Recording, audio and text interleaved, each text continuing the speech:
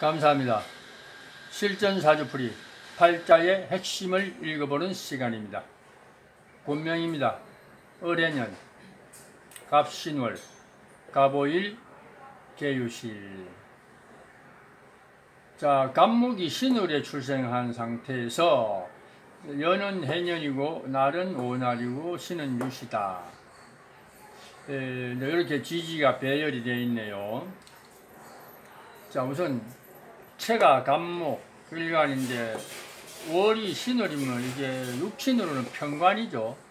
그래서 뭐 7월부터는 이제 7월 신유술 해서 여기서부터 석 달 동안 이제 가을인데, 그 갑목이 신달 유달 이런데 관을 이렇게 유용하게 쓰지 못합니다.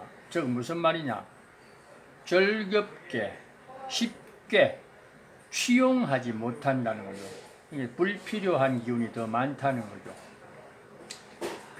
그래서 그것을 유연하게 사용해서 나한테 불편하지 않게 하려면은 이게 인성, 즉 해수나 자수나 뭐 인성을 빌어서, 임계수를 빌어서 이렇게 관인으로 관인 소통을 시켜서 이것의 불편함을 뭔가 자연스럽게 해소하는 방법이 바로 관인소통에서 통관용신이라고 일명 얘기하죠.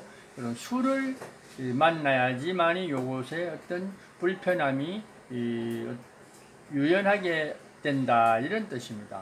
즉 시지에 있는 정관이라고 하지만 유도 편관이든 정관이든 가을에 갑목이든 을목이든 신유가 적어도 중첩되어 있으면 무조건 불편한 존재입니다. 그래서 이것도 역시 관인소통으로, 인성으로 이렇게 끌어서 유연하게 소통시키는 인성의 인자가 있어야지만 부담이 없다라는 것입니다. 좋은 글자, 좋은 필요로 하는 그런 어떤 기운 같으면 뭐 소통시킬 필요도 없이 그대로 취하면 되겠지만도, 우리가 팔자라는 것은 내가 뭐 원하는 글자만 있는 것은 절대 아니니까, 그래서 이런 명도 같은 경우는 관을 직접적으로 아름답게 써지는 못하니까 인성이라는 어떤 그런 기운을 빌어서 소통시켜서 유연하게 끌어서 어떤 취할 수 있다 하니까, 그래서 이 명도는 그게 잘 짜여져 있네요. 다행이죠. 인성이 관성 위에, 관성 옆에 있다는 거. 더 중요한 것은 우리가 음력 7, 8, 9월 보통 갑을목은 화를 반겼습니다. 화를. 가을에는 우리가 뭐 꼭 너무 자연에다 비유해가지고 뭐 추수철에 비가 오면 안 된다 해서 이런 굉장히 가을에 내리는 비를 좋지 않게 보는데, 또 다 그런 건 아닙니다. 완전히 자연의 어떤 그런 물상의 현상만 가을에 비를 필요로 하는 어떤 동식물도 있을 수 있거든요. 어찌됐든 이때는 또 초가을이라서 뭐 그렇게 비가 내리는 것도 두렵지 않다, 이럽니다. 근데 이게 뭐 비가 두렵고 안 두렵고 이걸 떠나서 이 관성을 정관이든 편관 이것들을 내가 불편하게 달고 가지 않으려면은 천상 수를 어떤 유용하게 어떤 통관의 매개체로 사용을 해야지만이 이 운명이 무난히 자기 뜻을 이룰 수 있는 그런 어떤 환경이 조성이 된다는 거죠. 그래서 사주팔자라는 것은 한마디로 얘기하면 일간이 살아가기에 어떤 환경 조건입니다. 나머지 글자는 이렇게 이해를 하셔도 됩니다. 그래서 특히 요 운명 같은 경우는 아무리 이 관성을 인성으로서 이렇게 소통시켜서 쓴다고 해도 가을이라는 그런 어떤 환경 조건상 사화든 오화든 미토든 뭐 병정화든 병정화와 사오미를 꼭 필요로 하는 그 시즌입니다. 그래서 이 경우도 만약에 이 오화가 없고 여기 뭐 진토라든가 자수 같은 것이 있다. 그러면은 무늬는 모양은 관인 소통이 돼서 좋아 보여도 실체 이 운명의 이 시기에 이런 사주에 화성이 하나 없으면은 사실 겉으로는 멀쩡하지만은도 내면적으로는 어떤 고독한 우수 근심우자 근심 숫자가 서려 있는 그러한 성격이 된다고 해야 됩니다. 그런 기질이 되어버린다고 해야 됩니다. 그래서 지금 이 주인공은 이 오화 하나가 대단히 이 상태에서는 아주 그 조후적인 역할도 하면서 어떤 그런 묘하게도 어떤 아름다운 역할을 한다 이렇게 보면 됩니다. 여기서 뭐 시신, 귀신, 상신 뭐 어쩌고 저쩌고 이런 거는 굳이 논할 필요 없습니다.